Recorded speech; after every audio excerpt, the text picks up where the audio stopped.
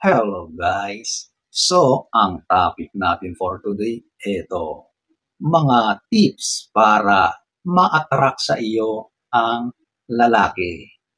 So ladies, kung gusto mong malaman ang mga ito, panoorin mo ito.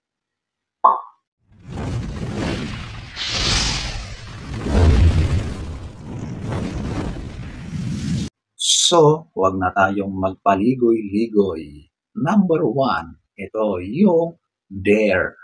Ito yung magpakita ka ng interest. Maging daring ka sa pagpapakita mo na meron ka ring interest sa lalaki. Okay? Hindi pwede kasi na mapansin ka ng lalaki kung ikaw ay walang ginagawa rin. Kung ikaw ay sobrang mahiyain, sobrang timid, nagtatago, ayaw makipag-usap, ayaw makihalubilo, wala pong mangyayari. Okay? Of course, meron namang mga makakapansin sa iyo, pero iba pa rin kapag ikaw ay outgoing. Talagang ipinapakita mo rin na eto ako. I'm here, di ba? Magparamdam ka para makita ka ng mga kalalakihan, para mapansin ka. Kasi kahit anong ganda mo, kahit anong attractive mo dyan, kung ikaw ay hindi makita, hindi mapansin dahil ikaw ay andon sa isang sulok, walang mangyayari. Kaya lumabas ka, magpakita ka. Okay? So ayan po, ang number 1. Number 2, ito yung umpisahan mo sa sarili mo. Gusto mong maka-attract. So, mag-ayos ka. Okay? Magpaganda ka. Alam nyo, kahit gustong-gusto nyo mapansin kayo ng mga kalalakihan, pero wala naman kayong ginagawa sa sarili nyo. Hindi kayo nag-a-upgrade.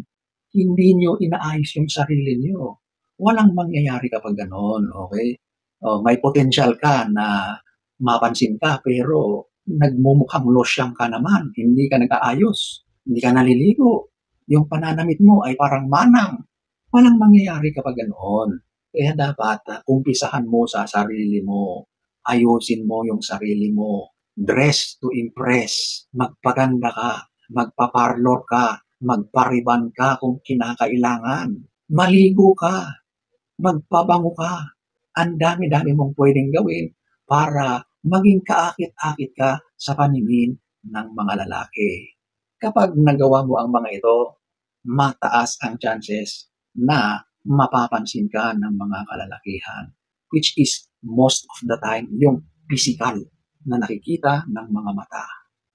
Number 2. Number 3, makihalubilo ka. So, napakahalaga ito para magkaroon ka ng pagkakataon, chances na makipagkita, makipag-meet, halubilo, socialize sa mga ibang kalalakihan. Okay? Kung ikaw ay laging nagkukulong, laging nasa bahay, ayaw lumabas, mahiyain masyado, mahihirapan ka na madiskubre ng mga kalalakihan. Okay?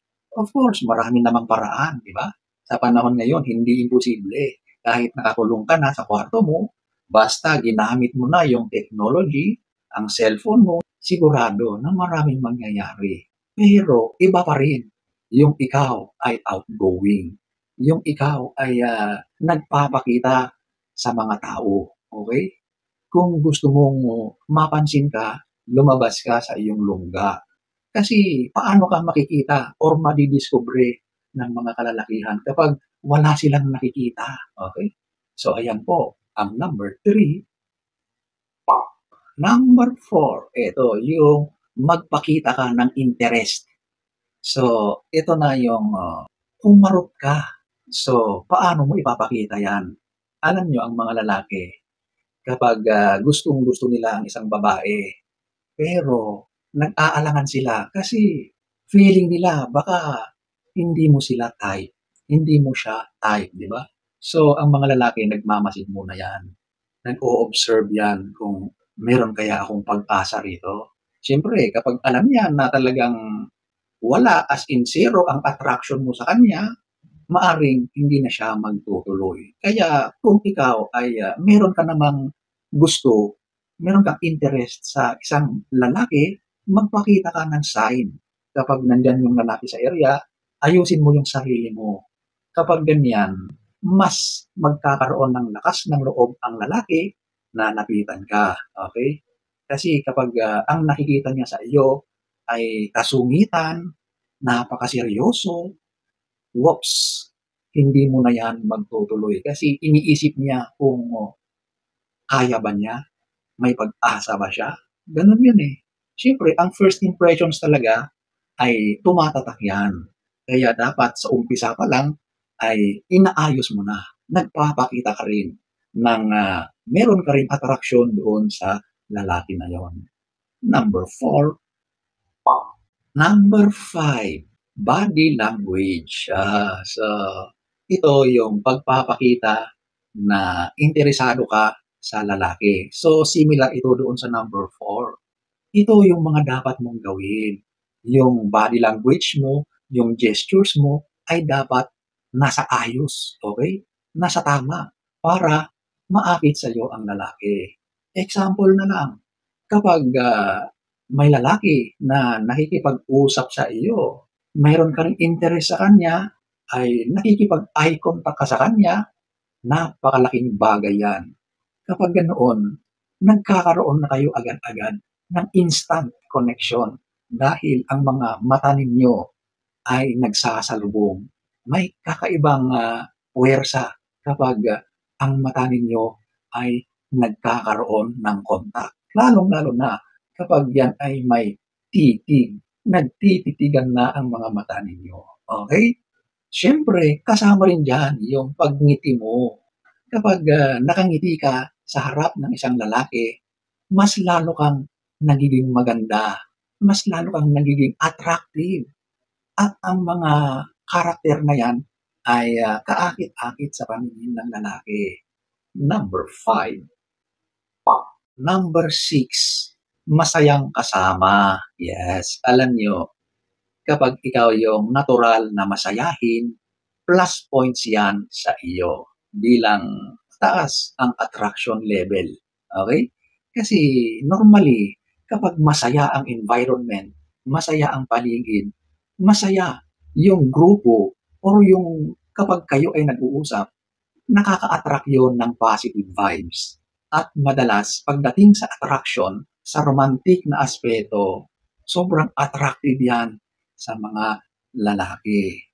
Kung ikaw ay mahilig magpatawa, pwede kang magbigay or mag-crack ng mga jokes. Kung sila naman ang nagjo-joke or nagpapatawa, tumawa ka.